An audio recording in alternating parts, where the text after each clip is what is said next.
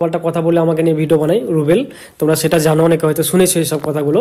হ্যাঁ, আর রুবেল আমাকে একটা কথা বলে যে শফিক যখন জেল থেকে বেরোবে তখন কিন্তু শফিক আমার সাথে ভিডিও বানাবে, আমার সাথে কাজ করবে। এটা কিন্তু রুবেল একদম শিওরের সাথে বলে, একদম 100% গ্যারেন্টি দিয়ে বলে। কেন গ্যারেন্টি দিয়ে বলে? কারণ রুবেলের কাছে কিছু গোপন ভিডিও রেখেছে, সেই ভিডিওগুলো ভয় দেখিয়ে রুবেল শফিককে রেখেছে। আর সেই জন্য কিন্তু রুবেল একদম পুরোপুরি শিওর হয়ে বলে যে শফিক আমার সাথে কাজ করবে। কিন্তু শফিক যখন জেল থেকে বেরিয়ে যায়, মানে 15 তারিখে শফিক জেল থেকে বেরিয়ে গেছে, হ্যাঁ, আর তখন কিন্তু শফিকের আব্বা রুবেলকে পুরোপুরি বলে দিয়েছে কি তোমার সাথে আর আমার ছেলে কাজ করবে না, আমার ছেলে কাজ করবে পল্লিগ্রাম টিভিতে।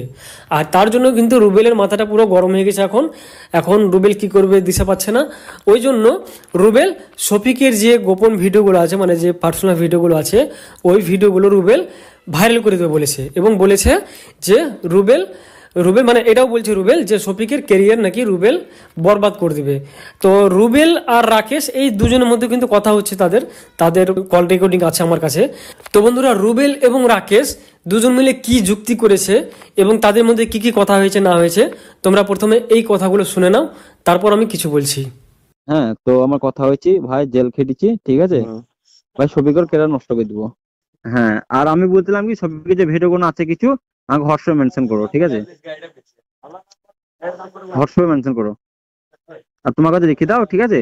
আমরা এইসব ভিডিও শফিক ঝুঁকবি আর মায়ের কোথায় পল্লিগ্রাম পর্যন্ত ক্যারিয়ার নষ্ট করে দেবো, ঠিক আছে। তোমাকে বললাম কি রুবেল, আরো 5 লাখ খরচ করবি রাকেশ। কাল সকালে একটু দেখা করো আমার সাথে, ঠিক আছে? হ্যাঁ, দেখা কথা করো। হবে। হ্যাঁ, সকাল দেখা করো, ঠিক আছে। ফোনে সব আলোচনা না করা ভালো, সামনাসামনি দেখা করো। হ্যাঁ হ্যাঁ, আর আমাকে হোয়াটসঅ্যাপ ভিডিও ফরওয়ার্ড করো। কাল সকালে আসো, সকালে আসো। তো বন্ধুরা, তোমরা শুনতেই পেলে যে রুবেল এবং রাকেশ কিভাবে শফিকের ক্যারিয়ার নষ্ট করার প্ল্যান করছে। মানে শফিকের সেই ভিডিওগুলো ভাইরাল করে শফিকের ক্যারিয়ার নষ্ট করে দেবে, শফিক যাতে কখনো পল্লিগ্রাম টিভিতে ভিডিও বানাতে না পারে এবং শফিক যাতে কখনো মানুষের সামনে মুখ না দেখাতে পারে, সেরকম কিন্তু করার তারা প্ল্যান করছে। তাছাড়াও বন্ধুরা, শফিকের ইনস্টাগ্রাম আইডি কিন্তু চুরি করে নিয়েছে রুবেল, মানে শফিকের ইনস্টাগ্রাম আইডিটা কিন্তু রুবেল হ্যাক করে নিয়েছে। আর এই বিষয়ে কিন্তু আমি এর আগেও বলেছিলাম, এর আগে একটা ভিডিওতে, কিন্তু তোমরা অনেকে বিশ্বাস করোনি। কিন্তু আজকের এই ভিডিওতে শফিক তার নিজের মুখে বলবে যে রুবেল তার ইনস্টাগ্রাম আইডি হ্যাক করে নিয়েছে, মানে চুরি করে নিয়েছে। তো শফিকের ভিডিওটা দেখে আসি। তোর শাশুড়ি ফাশুড়ি যাকে পারবি, তোর বাপ টাপ যাকে পারবি, যা কেস করগা, যা।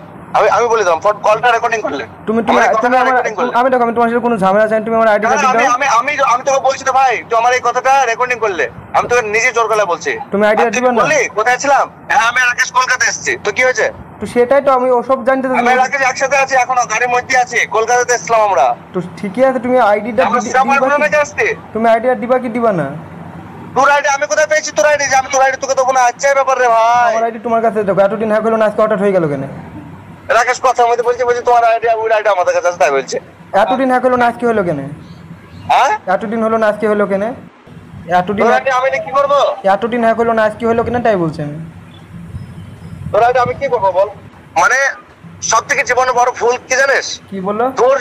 তোর সাথ দেওয়াটা, মানে স্বপ্নেও ভাবিনি যে যার জন্য মানে চুরি করবো সেই চোর বলবে, এটা আমি স্বপ্নেও ভাবিনি প্রথম কথা। তুমি তোমার নিজের কেন বলো এতদিন হ্যাক হলো না, আজকে কেন হ্যাক হলো? সেটা আমি জানি না, তুমি আমাকে আইডিটা লিলিলা কেন খ্যাপ করে বুঝতে পারছি না। এরে বাড়া, কথা বলো, আমি কি বলি বলো? তোমার মোবাইলে লগইন আছে? হ্যাঁ, তোমার মোবাইলে লগইন আছে, আমি দেখলাম তোমার মোবাইলে লগইন হলো, আমার মোবাইল থেকে লগ আউট হয়ে গেল আপন মনে। তোমার ভাই যে একটা ঝামেলা আছে, তোমাকে পাসওয়ার্ডটা দিতে হয়ে যাবে, সিম্পল কথা। আরে ভাই, আমি তোর পাসওয়ার্ড কিভাবে জানবো রে? আশ্চর্য বিষয়ে কথা বলছিস ভাই। বুঝলা তো, ফাইল তো ঝামেলা তাই না, ফাইল তো বেকার। ঝামেলা তুই শুরু করছিস, শুরু হবে, ঠিক আছে। সে ঠিক আছে, সে যা ইচ্ছা হোক, সেটা ব্যাপার না আমার। হ্যাঁ, তাহলে কথা শুরু কর, ঝামেলা শুরু কর। আমি আমার আইডিয়া দিও, তারপরে ঝামেলা করো।